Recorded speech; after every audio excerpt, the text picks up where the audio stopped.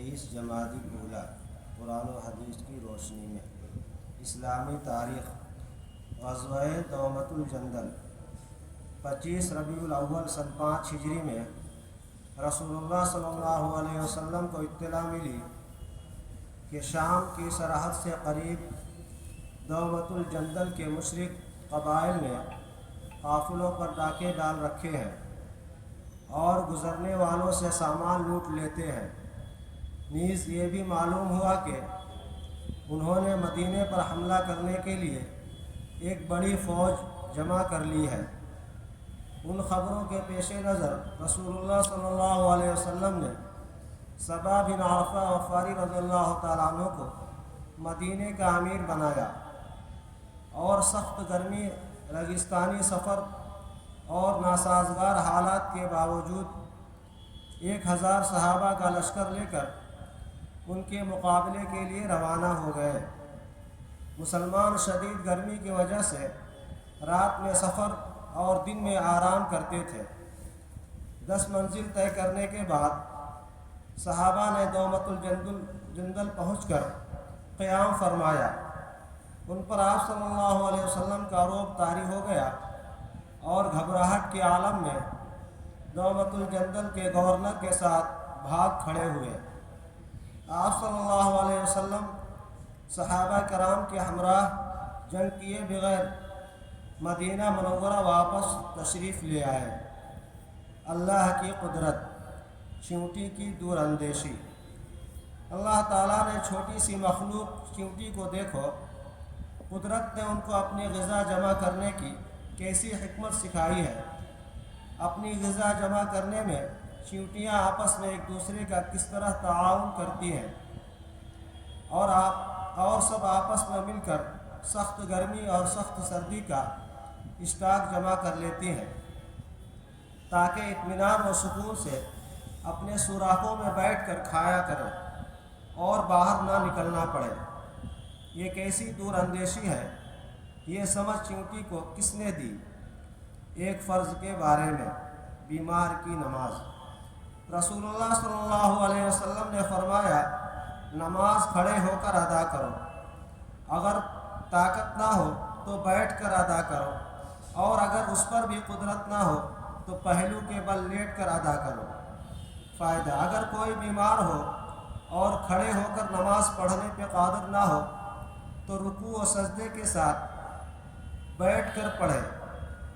اگر رکوع و سجدے پر بھی قادر نہ ہو تو بیٹھ کر اشارے سے پڑھے، اور اگر بیٹھ کر پڑھنے کی طاقت نہ رکھتا ہو تو لیٹ کر پڑھے۔ ایک سنت کے بارے میں، ہر نماز کے لیے وضو کرنا۔ حضرت انس رضی اللہ تعالیٰ عنہ بیان کرتے ہیں کہ آپ صلی اللہ علیہ وسلم کی عادت شریفہ تھی کہ باوضو ہونے کے باوجود ہر نماز کے لیے تازہ وضو فرماتے، اور ہم لوگ کئی نمازیں ایک ہی وضو سے پڑھتے ہیں۔ ایک اہم عمل کی فضیلت، گناہوں کو معاف کرانے کی تسبیح۔ رسول اللہ صلی اللہ علیہ وسلم نے فرمایا، زمین پر جو شخص بھی لا الہ الا اللہ واللہ اکبر ولا حول ولا قوت الا باللہ پڑھتا ہے تو اس کے تمام گناہ معاف ہو جاتے ہیں، خواہ سمندر کے جھاگ کے برابر ہو۔ ایک گناہ کے بارے میں، دوزخ کے مستحق۔ رسول اللہ صلی اللہ علیہ وسلم نے فرمایا، کیا میں تمہیں جہنمی لوگوں کے بارے میں نہ بتاؤں؟ ہر سخت مزاج، بد اخلاق اور تکبر کرنے والا جہنمی ہے۔ دنیا کے بارے میں، دنیا میں چین و سکون نہیں ہے۔ رسول اللہ صلی اللہ علیہ وسلم نے فرمایا، خبردار، دنیا کے بارے میں جو کچھ میں جانتا ہوں، اگر تم بھی جاننے لگو تو تمہیں کبھی دنیا میں چین و نصیب نہ ہوگا۔ آخرت کے بارے میں، قیامت کے دن لوگوں کی حالت۔ قرآن میں اللہ تعالیٰ فرماتا ہے، جس دن تمام جاندار اور فرشتے صف باندھ کر کھڑے ہوں گے، اس روز کوئی کلام نہ کر سکے گا، البتہ جس کو خدائے رحمان یعنی اللہ تعالیٰ بات کرنے کی اجازت دے دے اور وہ بات بھی ٹھیک ہی کہے گا۔ اس دن کا آنا یقینی ہے۔ جو شخص چاہے اپنے رب کے پاس ٹھکانہ بنا لے۔ طب نبوی سے علاج، جوڑوں کا درد کا علاج۔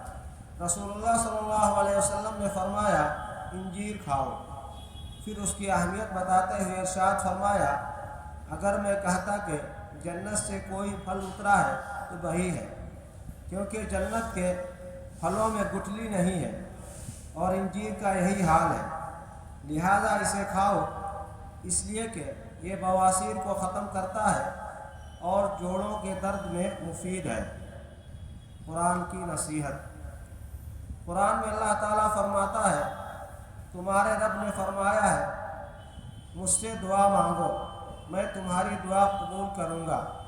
بلا شبہ جو لوگ میری عبادت کرنے سے اعراض کرتے ہیں وہ عنقریب ذلیل ہو کر جہنم میں داخل ہوں گے۔ سبحان اللہ بحمدہ، سبحانک اللہم و بحمدک، اشہد ان لا الہ الا انت، استغفرک و اتوب الیک۔